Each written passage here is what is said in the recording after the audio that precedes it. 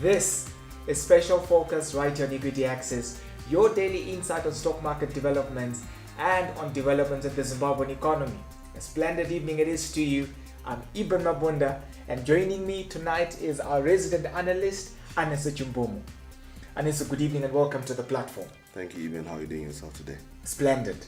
Anessa, after much talk and much anticipation, today the Central Bank Governor, Dr. John Magwenjuka, issued a monetary policy statement which has brought about several issues that are, of course, of interest to the progression of the economy going forward. Key issues being discussed there. Firstly, RTGS bond notes and coins are to be denominated in RTGS dollars, effectively being a part of the multi-currency regime. And secondly, an interbank market for forex trade has also been established to determine to have a market determined trade of foreign currency. And he also says that a legal instrument which will give effect to this has already been prepared and is expected to be gazetted. Let's have a listen.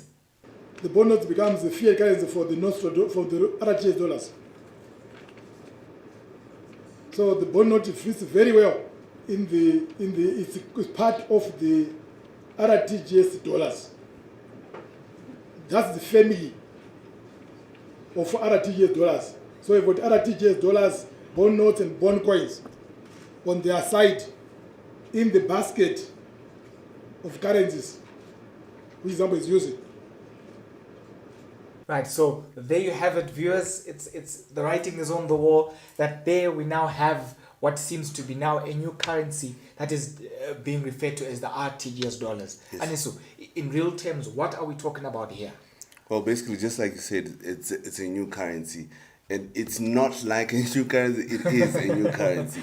It's just that there's not so much of a currency shock because already we are pretty much used to what to that kind of denomination in terms of what we've been using as legal tender, or rather it wasn't legal tender, but then we were using it for exchange. So now that it's going to be gazetted as a legal tender, it is now pretty much the new Zim dollar that we were pretty much afraid of without the issue to do with them actually printing some physical money. Now there are some problems and opportunities that could be that could be drawn out of this. Well, one of the negatives is that if these guys don't have much discipline in terms of actually managing their RTGS balances, then we are going to have a problem where money supply is concerned, which can then push inflation because they could come to a place where they want to pay some of their legacy debts and actually end up printing some of that electronic money. Now, there also is an issue that as already them actually matching the bond note, the coin, and the RTGS balance as if it's one is an issue because the printed money, which is your bond note and your coin, is far much less than what is the RTGS balance. So now that disparity has somewhat of a cost on the general person because as it were already, we had to buy your yes. notes and your coins for me to be able to get my transport money, for me to be able to get money for my tomatoes and the like. So now when I would have to go to EcoCash or whoever has cash, I would have to pay a 25%, 15% premium on my electronic balance, which is the RTGS, for me to get that cash. So now that disparity there needs to be some sort of clarity in terms of how are we going to deal with the notes and coins versus what is actually being said on my bank account, because me having so much less cash is very, very dangerous for me because that cash is very important for me for my day-to-day runnings. Yeah, and so because I think that's a bit of a complex situation because look, people have been buying bond notes and coins. Yes. I mean, so for us now to be at a point where we're saying there's some level of parity, I think that's a bit of a complex situation there. Yes, it's a huge problem, especially as we go on. not knowing how are they going to try and bring some level of parity to this. So there is a chance that the black market is still going to be very much in a spot or a place where it can still thrive off of such an unlevel balance there. But what would be the effect of that in terms of inflation? Because I seem to get the sense that this is a bit of a measure to contain inflation, because with this setup, it means government does then not have to print notes or print more money. So would that not be perhaps an attempt to try and contain inflation at the same time? Well, inflation can then only be contained if they actually are very much disciplined in terms of their RTGS balances. Actually, if we are saying that RTGS right now is at 10.5 billion, let it be 10.5 billion. It's not going to go any further. It's not going to, because if it does go any further, that then brings in issues to do with inflation, because then becomes an issue of too much money chasing too few goods. Okay. As we make progress, the other issue that was discussed there in that session was that an interbank market for forex trade will be set up so as to establish a market-determined trade of foreign currency. Again, our equity access team was on the ground, so let's have a listen. The bank is, with immediate effect, establishing an interbank foreign exchange market in Zimbabwe to formalize the trading of RTGS balances and bond notes with US dollars and other currencies on a willing buyer, willing seller basis through banks and bureaus to change under the following framework. A. Denominating the existing RTGS balances, bond notes and coins in circulation as RTGS dollars, in order to establish an exchange rate between the current monetary balances and foreign exchange. The RTGS dollars thus become part of the multi-currency system in Zimbabwe. Oh, there you have it. Goodbye to parity between the bond and the US dollar. Yes, pretty much. Fantastic. What is the implication of this? Okay, the implication pretty much, I'm going to take it on from one level to the next level. Between me and you, already on the black market, it was very difficult for me to actually get any foreign currency, US dollars or whichever it is, because whatever balance that I had in my bank account was not enough or sustainable for me to actually go and get to go and get foreign currency. Now we have an interbank system which has pretty much formalized what was happening on the parallel market. Right. Now, with that being said, there is now a place where we can safely go and actually exchange your RTGS for your dollar and vice versa. But here's the catch: it's going to be very expensive still for me. So if I go and change my RTGS for US dollar, I've pretty much wasted my bus fare money on a simple level, because for me to go and buy that US dollar, it's going to be very expensive for me to go and do that. And then if I do that, I'm going to be charged on an RTGS level in town or wherever. If that then means that I'm paying way much more than I should be paying if I use my foreign currency. So it's going to be very expensive for me to get that. But then if we move on from just on a very individual level, we then come to a place where we have people who actually have huge RTGS balances that can actually purchase that US dollar and all of that. But then these guys need to show a reason for them to actually use this to get US dollars, because for them to get US dollars and other foreign currencies, there is need for the government to be able to control the holding of foreign currency, because the moment that they let people who have huge RTGS balances be able to procure that US dollar and hold it, can cause for a runaway exchange rate, where the exchange rate becomes even much more wider than it is currently, because the one who's holding the US dollar becomes king, and he can actually determine what price they're selling their US dollar for.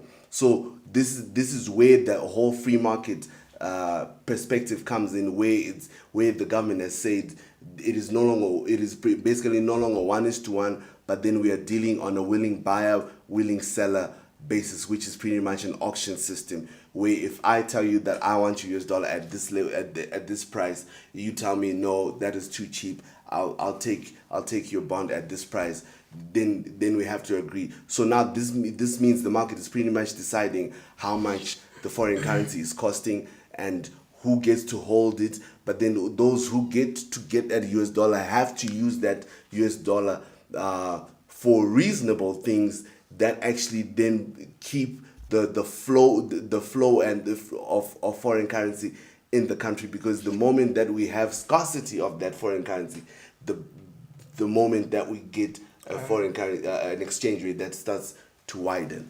Making reference to the point that you just mentioned in terms of the scarcity, I think first of all, I think it's a great initiative, bringing in market forces to determine to determine how a disparity or yes, because I mean yes, businesses have been pretty much asking for this, because there then becomes some clarity as to how we are actually trading, or how much money am I making and how much money am I actually losing.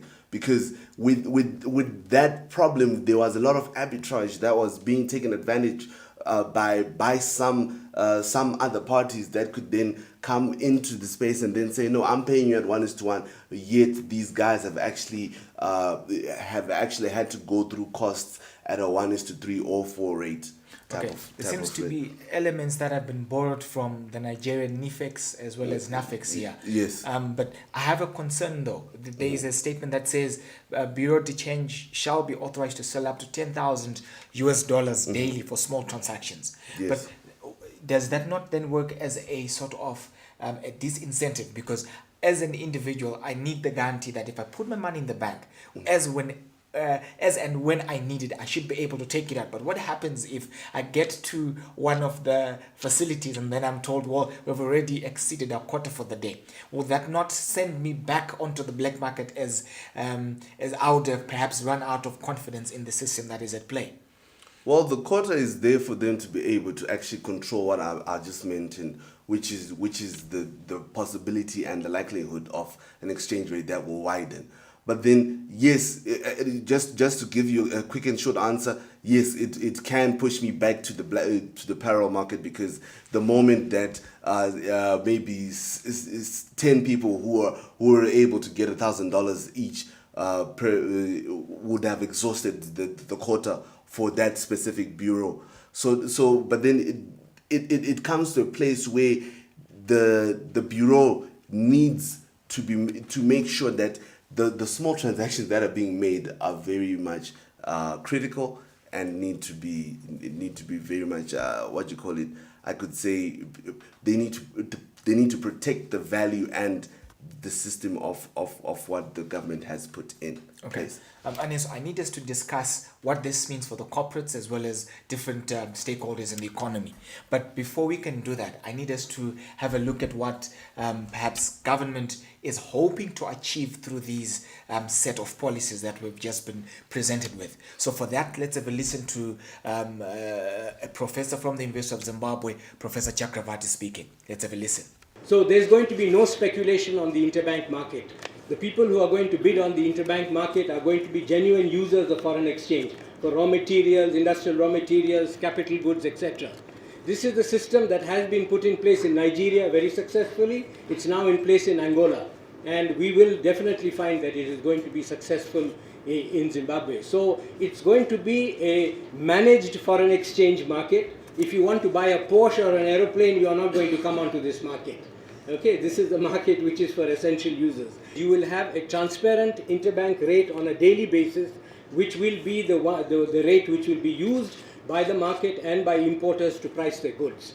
Well, there you have it, Professor Chakravarti from the University of Zimbabwe, was also an advisor to the central bank, saying that the measures put in place by government should somewhat curb a runaway exchange rate between the now RTGS dollar against the for foreign currencies. Yes. Well, yes, I do have an agreement with them there, because the transparency that is going to be there, and how the market has been pretty much made wider rather than just for apparel market side, it then brings some level of sanity when it comes to speculative pricing, Okay. where people then just wake up and decide whatever rate they want for whatever reasons that they want. So with the interbank foreign exchange system that is going to be put in place,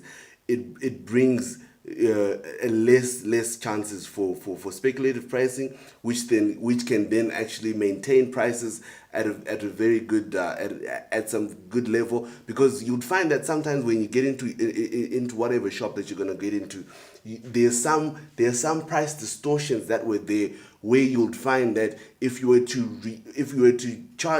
actually calculate the price that was charged on the tag versus what is being purported to be the US dollar rate, it could come out even larger than your 1:4s, maybe even touching 1:5, 1:6. Okay. So that then becomes a little bit of a relief when it comes to my day-to-day expenses. But then all my day-to-day expenses are still under a threat because of inflation and those other things, which then reduces my purchasing power. Now, beyond the curtailing speculative pricing, we then have the ability and chance for us to actually use foreign currency for the most critical things that need to actually cause for the economy to grow. Because some of the foreign currency that was being used was then being used for pretty much luxurious goods, and also other goods that do not add so much value to the economy. Now, with other companies that do actually produce meaningful things and actually do keep the shelves full, this would be a chance for them to actually get the foreign currency allocated unto them according to the rates that are on the market at that specific time, and it could keep businesses moving and growing at a slow pace. But this would still be a positive for us, because this could still spare some growth in terms of production. Okay, but what does this mean then in terms of the corporates? What can we expect in terms of the effect of this on their ability to trade and the ability to maneuver, import as well as export? Well, it's going to be pretty much the same with what I've just said, because these guys are also looking at a policy that was set against them, where they are only allowed to use their export receipts within 30 days. If those 30 days do go by, that means whatever amount of receipts that they had earned from exporting is now going to be put onto the free market and actually be used as free funds in quotes. But then, okay.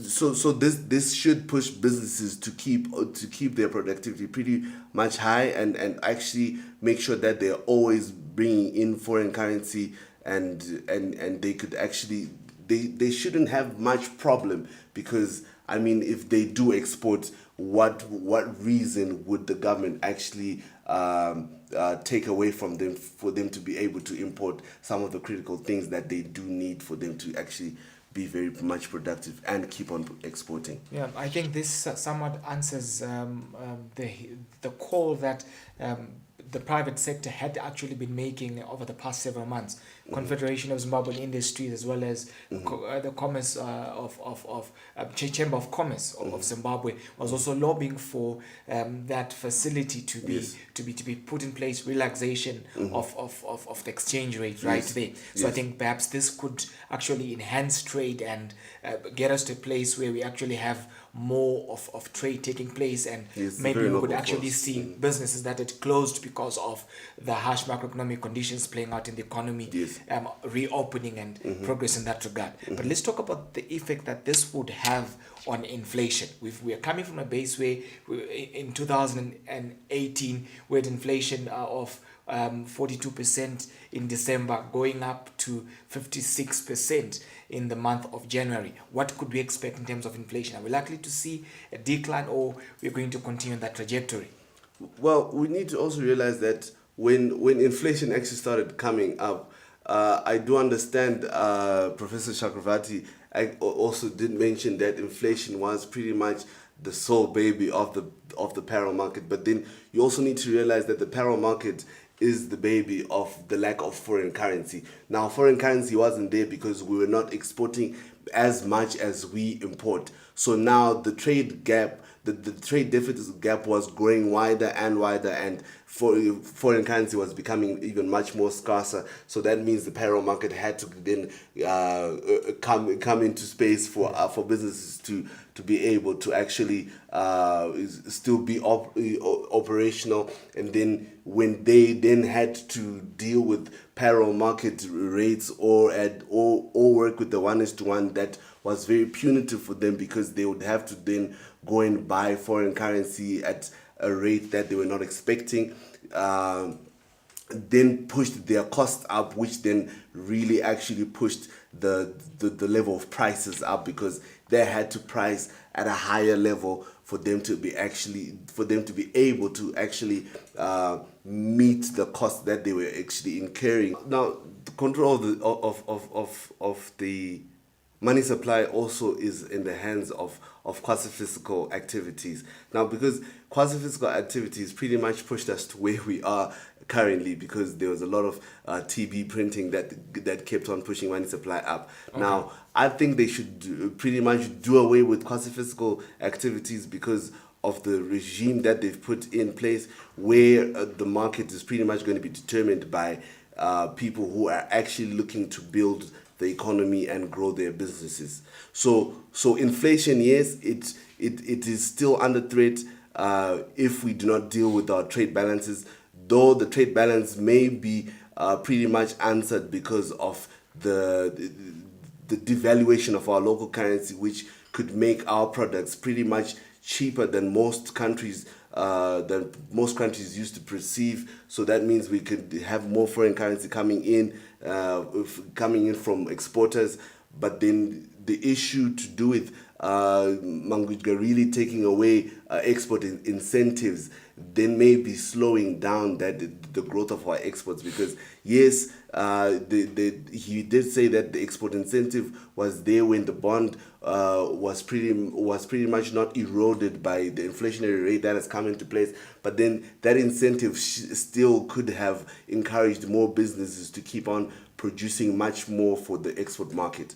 So our exports need to really grow, and I think we're going to pretty much pin down the imports coming from a place where we actually are now going to be monitoring what the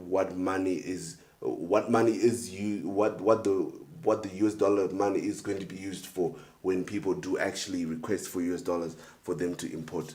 Okay.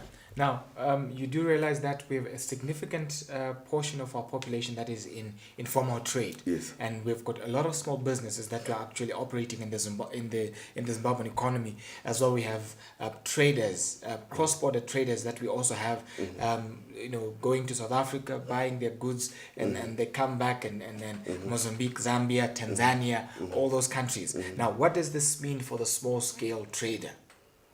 All right, the small scale trade. I think I know where you're really trying to hit there is maybe you're thinking that the old system of a priority list of those who can get forex can then go and buy whatever they want to buy and then bring it back. But then now that the government has brought in a formalization of the parallel market, this should come to a place where the parallel market really gets eroded out because there's more transparency and the market is pretty much determined. The market prices are pretty much determined by those who I mentioned earlier on, who actually want the economy to grow and want the business to grow and want their business to grow, as opposed to those who used to just use the priority list to fatten their pockets. So now with the transparency and much fairer prices in terms of the exchange rate, according to how we are going to be creating that value, is going to be very much beneficial to almost everyone, because now you can just go and get your invoice for whatever you want to import for you to sell this side, and then you go with your invoice to the banks, and then you get your foreign currency at that specific rate.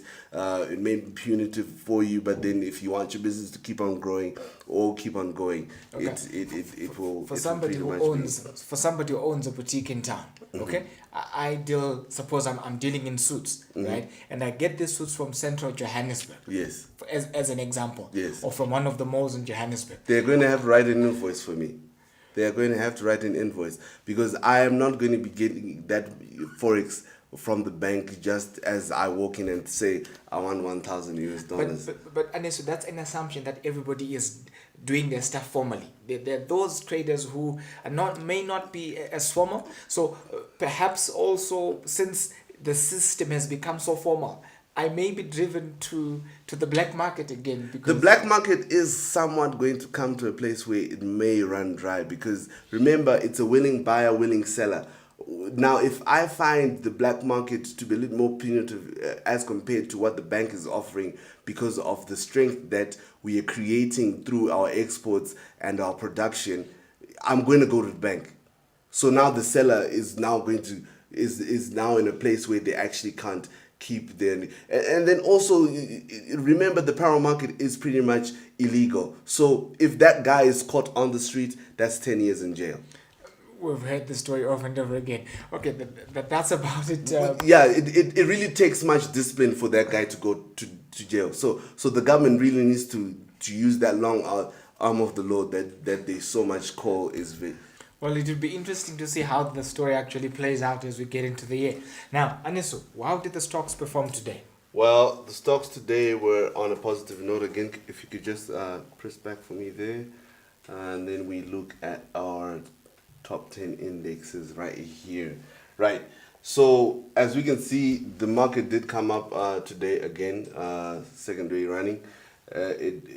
All three of the indices mimicked each other, coming up 0.02% for the all-share index to settle at 152.25, the industrials to settle at 547.85, and the top 10 index at 150.24 points, while the miners index was very much stable again today, maintaining its year-to-date loss of 4.42%.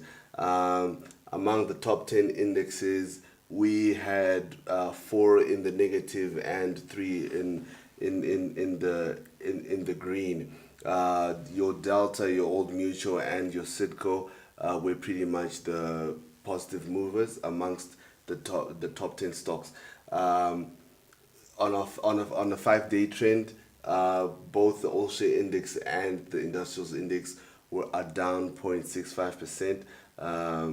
As you can see, there's a graphical representation which is pretty much similar. As we can see, it has come from a pretty much high note, which is your 511.2, which was about 5 days ago.